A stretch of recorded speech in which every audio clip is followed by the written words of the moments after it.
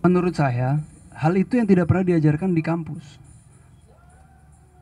Karena di kampus kita diajarkan untuk kita mempelajari sesuatu, ini pikiran kita yang dimainkan kan? Kita riset, kita coba.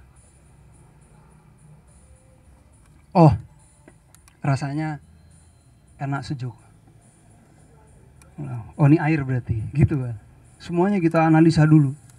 Ya. Tapi kita nggak pernah meminta langsung sama air untuk membuka.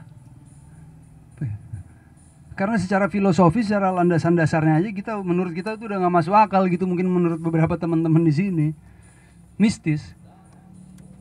Karena memang dari awal, makanya saya ulang lagi, sistem pendidikan kita itu. Ini saya tidak menyalahkan ya. Sistem pendidikan kita benar mengajarkan tentang sesuatu yang sifatnya materi, memang benar. Tapi kalau itu tidak diimbangi, gitu, pernyataan saya. Kalau pendidikan yang teman-teman dapat di kampus tidak diimbangi dengan pengetahuan soal rasa, ya kan? Itu hilang kerendahan hati teman-teman. Sombong. Saya bisa jamin itu kalian jadi orang yang sombong ini semua nanti. Kalau soal kerendahan hati itu hilang. Nah, soal kerendahan hati itu saya banyak belajar dari ganja. Saya agak sensitifnya di situ.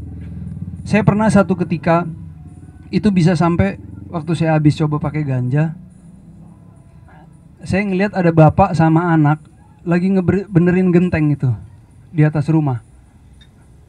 Dia tukang lah.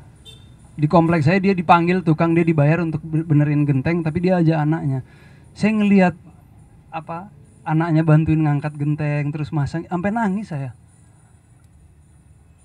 Saking terharunya gitu loh. Ada kualitas kekeluargaan yang segitu dahsyatnya gitu. Saya nggak pernah dapat itu di sekolah.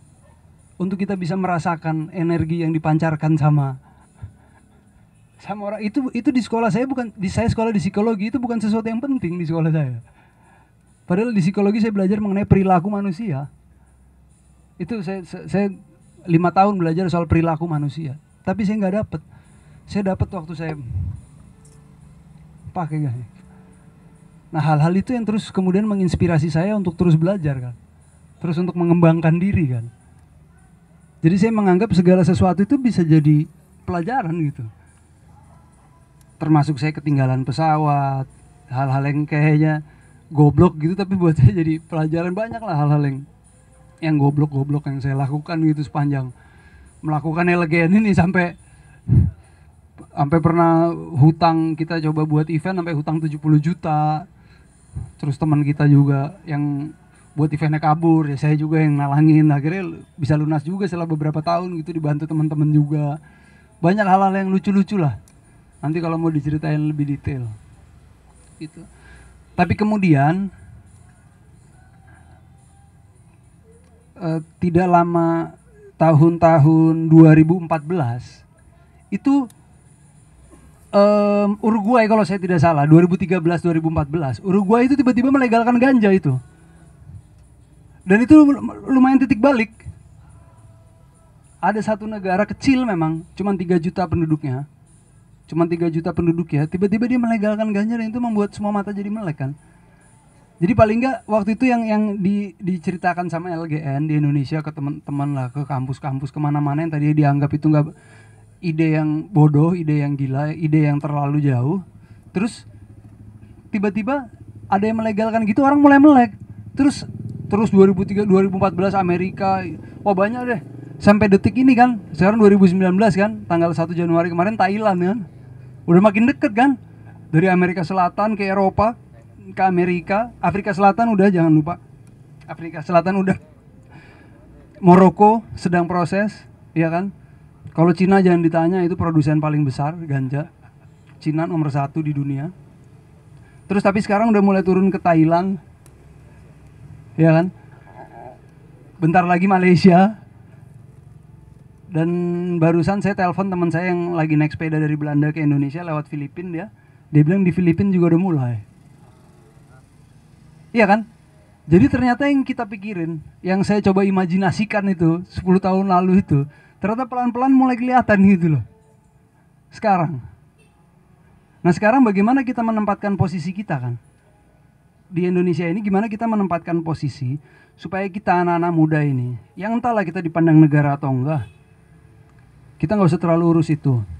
Tapi kita bisa punya strategi, kita bisa rekayasa, kita bisa coba ambil satu kesimpulan. Kalau kita menguasai pengetahuan tentang ganja yang sifatnya lokal, kalau teman-teman ini bisa menguasai tanaman ganja dalam arti tatanan pengetahuan ya, tentang tanaman ganja di Medan, di Aceh, di Sumatera ini aja. Pemerintah sekarang saya tanya, pemerintah kalau terus kemudian dia mau melegalkan ganja, mereka tanya sama siapa? Mereka tanya sama siapa? Sama kita lah. Orang kita yang punya pengetahuan. Tapi kalau kita nggak punya pengetahuan, kita nothing. Cuman kumpul-kumpul gini aja, terus bergerak ke sana, nyimeng, kita dapat, udah beres.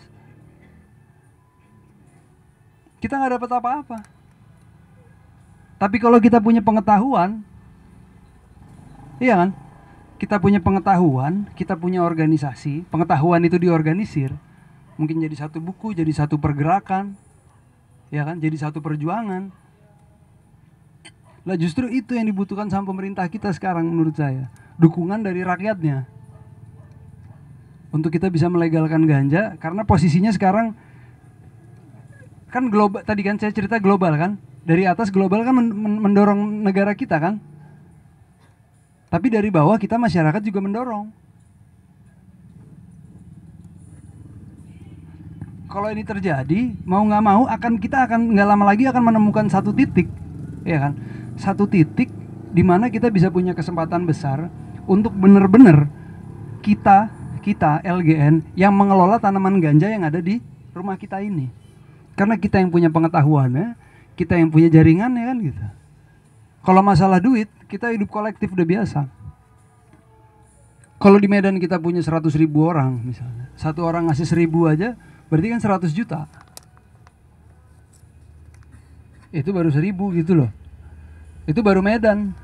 Itu baru Medan maksud tuh. Kita belum ngomong yang lain-lain lah. Banyak lah di Indonesia ini. Saya udah keliling ke yang saya belum itu ke Papua. Tapi saya tahu di Papua ada LGN. Dan saya juga dapat informasi kalau di Papua itu tanaman ganjanya beda sama tanaman ganja Aceh. Jadi dia punya pengetahuan sendiri.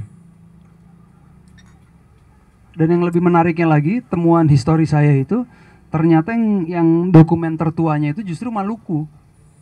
Tahun 1600 itu waktu orang Belanda pertama kali datang di Ternate Tidore sana, ya kan? Terus dia menguasai Ambon, dia menulis buku kan, judulnya Herbarium Amboinense. Herbarium Amboinense. Seluruh tanaman-tanaman herbal yang ada di tanah Ambon. Itu salah satunya ganja. Salah satunya ganja. Itu tahun 1600, itu sebelum tanaman ganja sama peneliti-peneliti di Eropa, sebelum sama peneliti Eropa dijadikan dia namanya Cannabis sativa dijadikan satu buku rujukan, itu udah ditemukan dulu di sini. Udah dikasih nama duluan sama Rumpius nama orangnya. Itu nanti saya masukin di cetakan yang baru. Ini kan mau dicetak. Jadi udah ada dulu itu berarti di Maluku nih tanaman ganjanya sendiri lagi. Di Sumatera sendiri lagi. Di Papua di Maluku tadi sendiri, di Papua sendiri lagi. Di Jawa, kalian pikir di Jawa nggak ada ganja? Coba kalian lihat anatomi keris itu. Kalian Google nanti pulang. Anatomi keris. Anatomi keris itu cuman gagang, bagian tengah namanya ganja, sama ini bagian namanya bilah. Begitu doang anatomi keris. Ada gagangnya yang berbentuk manusia sebelum zaman Islam. Waktu masuk ke peradaban Islam diselimutin pakai kerudung, jadi gagangnya nggak kayak manusia. Bagian tengahnya yang ada coraknya itu namanya ganja. Bagian ujungnya ya udah ujung aja. Itu simbol manusia, perantara, dan itu anatomi keris, filosofinya begitu. Yang saya temukan secara tidak sengaja. Tidak sengaja saya lagi iseng nongkrong di tempat kayak gini waktu itu di Bali. Yang lain pada party, saya ke pojok gitu, terus ada rak buku, saya ambil buku, saya buka, itu saya dapat langsung bacaan itu. Langsung dapat bacaan itu. Nah, hal-hal kayak gitulah yang gue bilang, kalau kalian humble sama tanaman ganja, kalian memperlakukan tanaman ganja ini ya kan sebagai sesuatu yang sakral, nanti dia sendiri yang akan membuka itu ke kita. Dan saya banyak butuh bantuan teman-teman sebenarnya untuk itu juga, pengetahuan itu. Jadi lagi cerita apa? Oh, tentang di Jawa ya. Sumatera ada, di Jawa ada, di Kalimantan saya belum temu, tapi ya mustahil lah kalau di Kalimantan nggak ada tanaman ganja. Fidelis nanem, tapi maksudku yang dalam level historis gitu. Iya, kan hampir mustahil lah, itu salah satu kawasan tertua kan. Belum Maluku udah ada tadi dokumennya, Papua udah ada, jadi udah ada semua sebenarnya. Jadi jangan-jangan memang di seluruh dunia ada tanaman ini. Nah, cuman para ahli di seluruh dunia ini sekarang sedang berdebat mengenai dari mana asal-usul tanaman ganja. Yang paling populer asal-usulnya itu dari Afghanistan, Timur Tengah. Dan hal itu bisa gini, pengetahuan itu bisa dirubah melalui simposium. Jadi mekanismenya mekanisme ada ilmiah lah.